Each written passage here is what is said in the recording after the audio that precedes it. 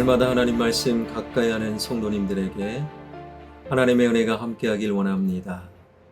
오늘 하나님께 주신 말씀은 사도행전 13장 44절에서 52절까지 말씀입니다. 그 다음 안식일에는 온 시민이 거의 다 하나님의 말씀을 듣고자 하여 모이니 유대인들이 그 무리를 보고 시기가 가득하여 바울이 말한 것을 반박하고 비방하거늘 바울과 바나바가 담대히 말하여 이르되 하나님의 말씀을 마땅히 먼저 너희에게 전할 것이로되 너희가 그것을 버리고 영생을 얻기에 합당하지 않는 자로 자처하기로 우리가 이방인에게로 향하노라.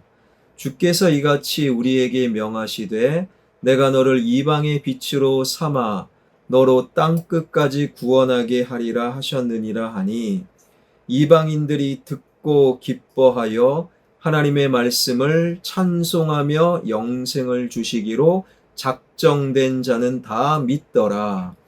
주의 말씀이 그 지방에 두루 퍼지더라. 이에 유대인들이 경건한 귀부인들과 그 신의 유력자들을 선동하여 바울과 바나바를 박해하게 하여 그 지역에서 쫓아내니 두 사람이 그들을 향하여 발에 티끌을 떨어버리고 이고니온으로 가거늘 제자들은 기쁨과 성령이 충만하니라. 아멘. 사도 바울은 비시디아 안디옥의 회당에 이르러 하나님의 말씀을 전하지요. 주어는 하나님, 그 내용은 예수 그리스도. 그 복음의 말씀에 은혜 받고 감동을 받은 유대인들, 회당 사람들은 다음번에도 또 회당에서 복음을 전해주세요. 그러한 회당 사람들에게 하나님의 은혜 가운데 거하십시오. 바울과 바나바는 권면을 하지요. 그리고 오늘 본문 44절을 보게 되면 그 다음 안식일에는 온 시민이 거의 다 하나님의 말씀을 듣고자 하여 모이니 바울은 그곳 사람들의 요청으로 그 다음 안식일에도 유대인 회당에서 하나님의 말씀을 전했는데 이번에는 처음과는 달리 수많은 사람들이 모였어요. 회당에 올 수 있는 거의 모든 사람들이 회당으로 모여들어 하나님의 말씀을 바울을 통해 들었다라는 거예요. 그런데 참으로 기가 막힌 말씀이 이어지는데 45절입니다.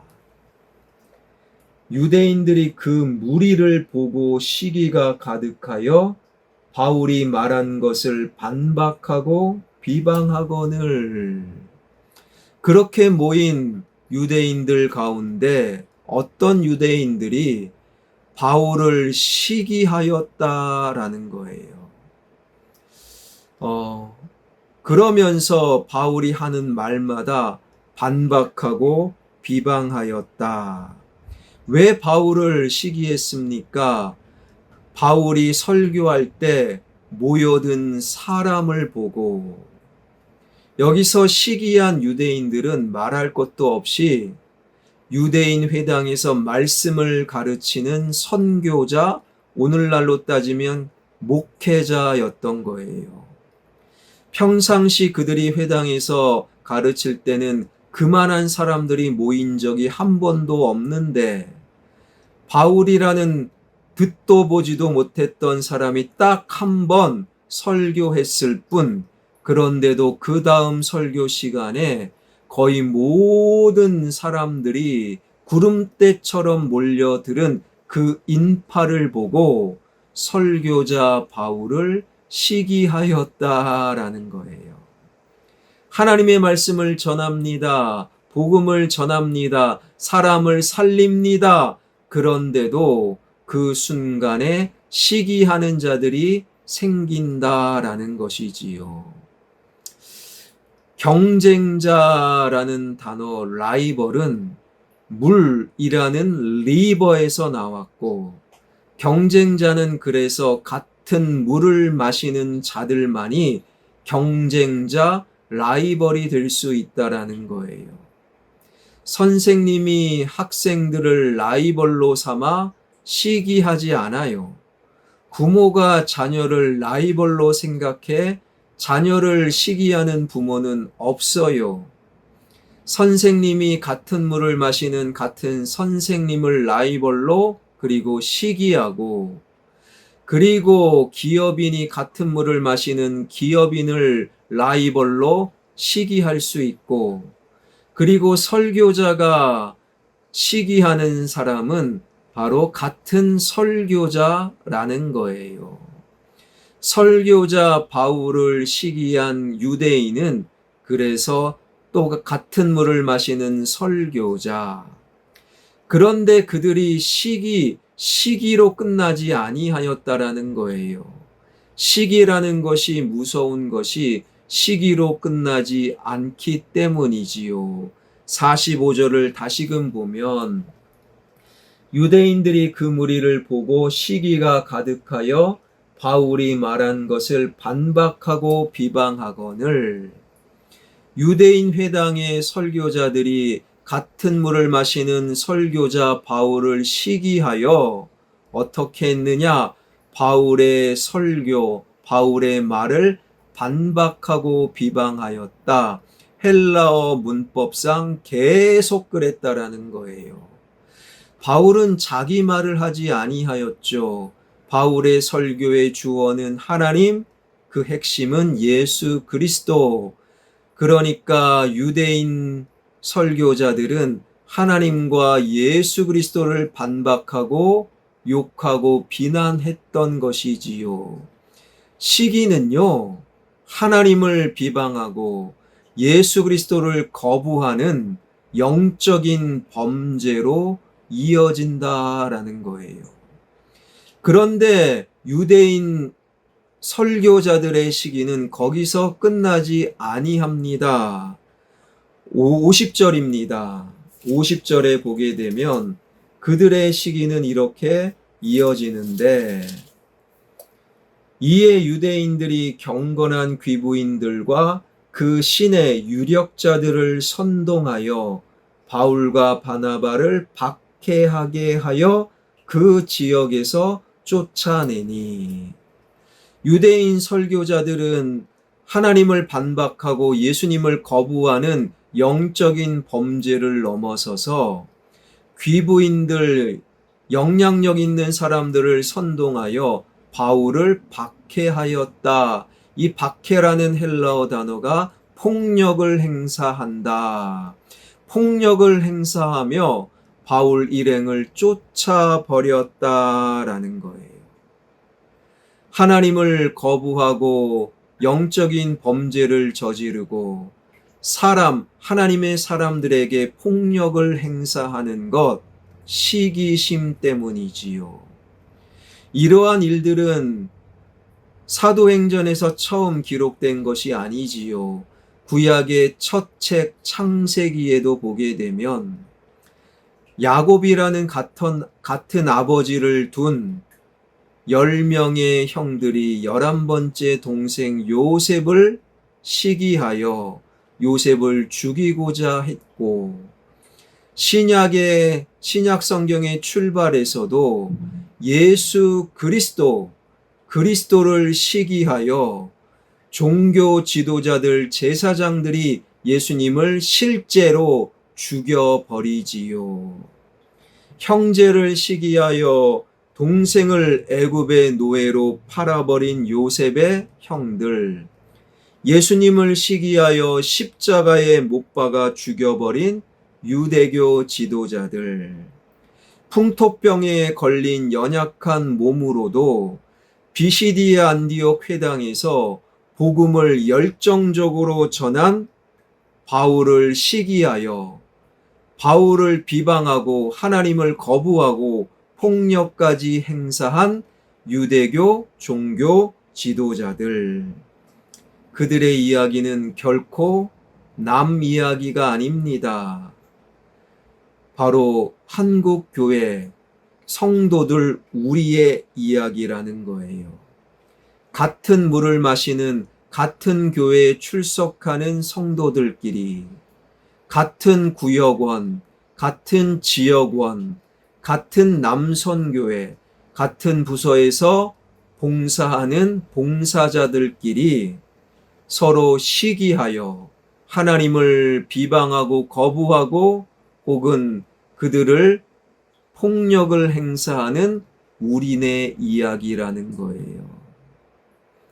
사랑하는 성도 여러분, 그렇다면 어떻게 이 시기심을 이길 수 있습니까? 좀 어려운 표현인데 옆에 있는 그 사람을 상대적 존재로 보는 것이 아니라 절대적 존재로 보십시오. 어떤 말인가? 옆에 있는 그 사람을 상대적 존재로 보면요, 비교의 대상인 거예요. 형이 동생을 비교할 때 시기하여 동생에게 나쁜 짓을 할 수 있어요. 또한 같은 구역 식구끼리 비교할 때 시기하여 나쁜 짓을 행할 수 있다라는 거예요.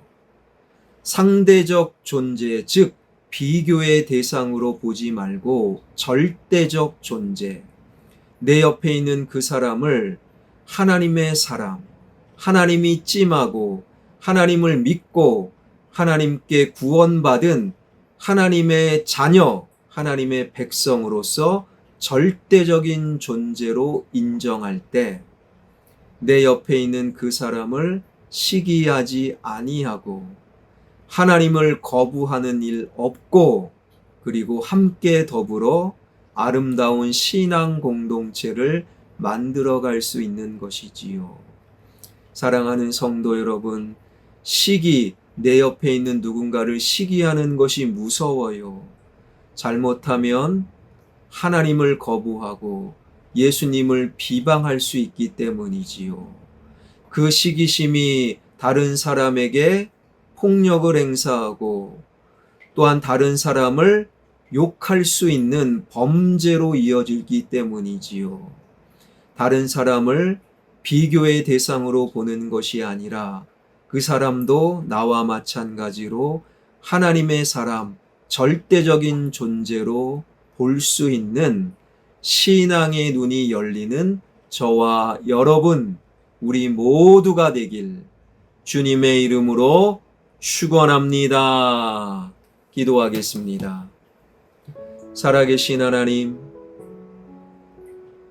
같은 물을 마시는, 같은 공동체를 이루는, 같은 일을 하는, 같은 분야에 있는 사람들을 상대적 존재, 비교의 대상으로 삼아 시기할 수 있음을 깨달아 알길 원합니다. 시기는 시기로 끝나는 것이 아니라 하나님을 비방하고 예수님을 거부하는 영적인 범죄, 혹은 하나님의 절대적인 사람, 그 사람을 욕하고 비난하며 엉뚱한 말을 지어내고 폭력을 행사하는 하나님 앞에 무서운 범죄를 저지를 수 있음을 깨달아 알게 하여 주셔서 내 옆에 있는 사람을 비교의 대상, 상대적 존재가 아니라 하나님 앞에 절대적인 존재, 하나님의 자녀로 바라보는 은혜를 더하여 주옵소서. 그리하여 나의 구역, 나의 지역, 내가 있는 가정과 우리 교회가 더욱더 아름다운 신앙 공동체가 되게 하여 주옵소서. 나의 자녀가 하나님 시기하는 자, 경쟁에서 살아남기 위해 다른 사람을 짓밟는 하나님 시기하는 자가 되지 않길 원하며 하나님 앞에 영안이 열려 하나님의 눈으로 아름다운 관계를 맺어나가는 성숙한 나의 아들, 딸, 사위, 며느리, 손주들 되게 하여 주옵소서. 예수 그리스도의 이름으로 기도하옵나이다. 아멘.